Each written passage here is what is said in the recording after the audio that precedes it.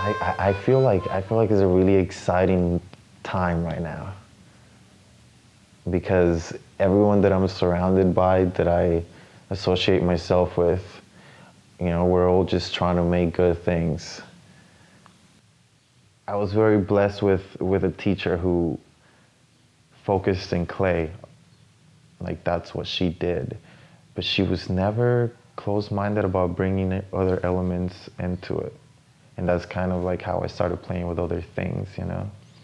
Then I started picking up metal work.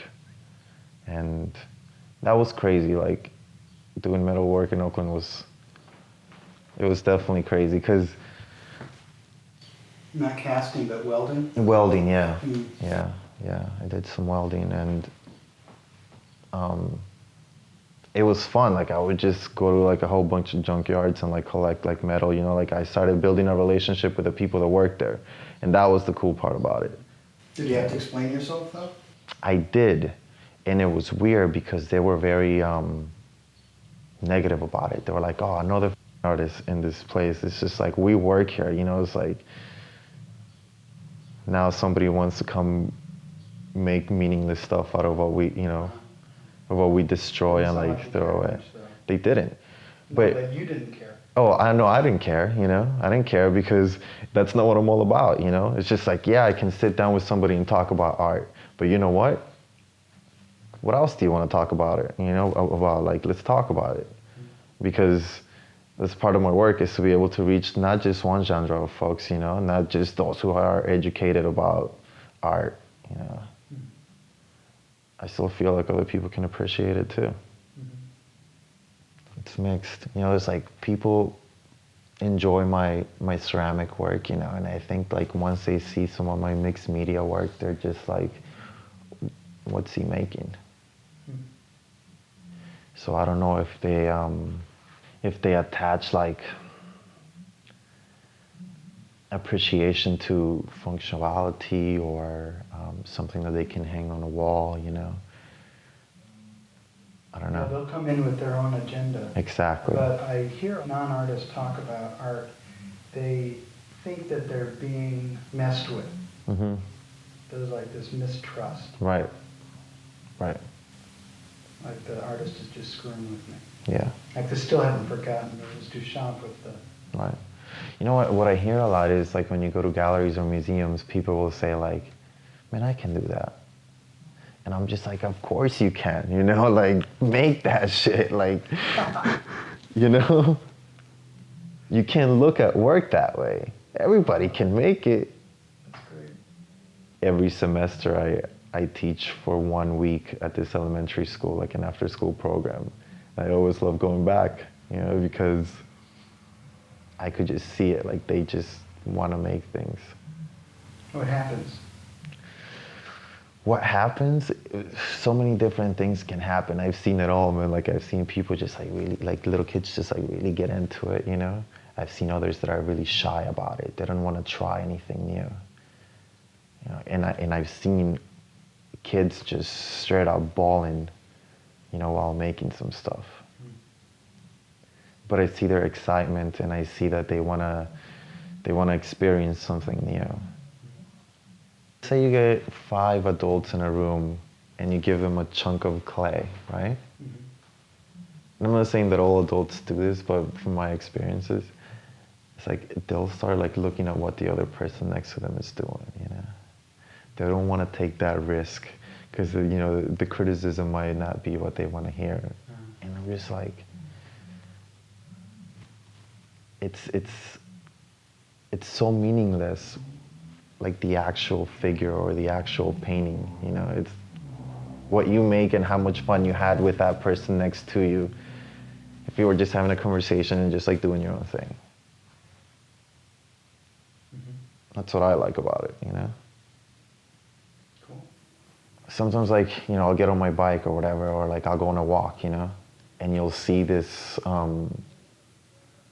whatever, like plant trying to like break through the concrete, like just trying to escape from that. It's cool to take time just to see that. You listen. When I say the muse can be elusive, do you agree, disagree? I know, I definitely agree. I think it's definitely like very elusive. I mean, that's what it's all about, you know, it's just like creativity. You know, I'm not trying to, even though I abstract from reality, what I'm creating, it's definitely an illusion. You feel responsible to the Muse? You've got an idea, carrying it through? Yes, but at the same time, as I'm trying to clarify those ideas in my own mind, and once I'm making the actual piece, there's always changes to be made. You know, it's like the learning process, it's like the beauty of it. Like you can always change what you originally thought. You know, and sometimes it's a successful thing and sometimes it isn't. But that's what you know, that's what I love about it the most, like the learning process. I come from a place that wasn't creative whatsoever, meaning my family.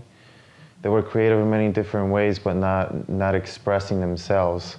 And I think that fact that I somehow was introduced to it and totally fell in love with it opened up a lot of different doors with the way I communicate with my family, like those who I love, you know, and it's a great, I love it, you know, and it took a long time for my mother especially to like understand that that's what I wanted to do, you know, like that was my love and passion and something so meaningless to those who don't indulge in it.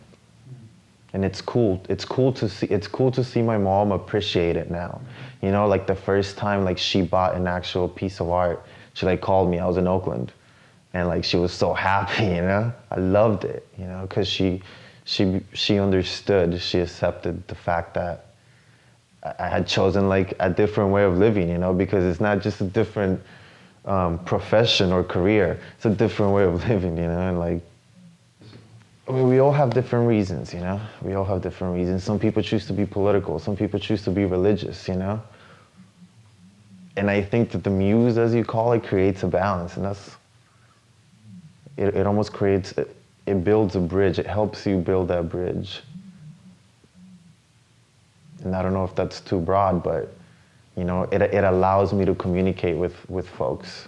It can separate me from folks too. When I show people my art, they're like, oh, you've got a lot of time in your hands. Right, right, right. But I can show them my hands and I could like let them know that I fucking work my ass off day in, day out, you know? And I do have like a 9 to 5. And I do hustle in any other way that I can so that I can live my art. It takes some trust. It takes some trust for sure, definitely. In Oakland, I was so consumed by everything that was going on, and I was just really pumped about it, and I was just so eager to learn. You know, I was like so happy, like somebody gave me an opportunity to go to college. So I was like, hell yeah, let's do it. You know, it's just like, I walked into the school and like the facilities was some shit that I've never even seen before, and I was like, what? Can I make some stuff? You know, like that's the type of attitude that I went into. And I was lucky, man. I feel like blessed. I feel blessed the fact that I can actually still do it. You know, like 4 years after, like out of school, like I'm still doing it, and it's becoming a better experience every single day.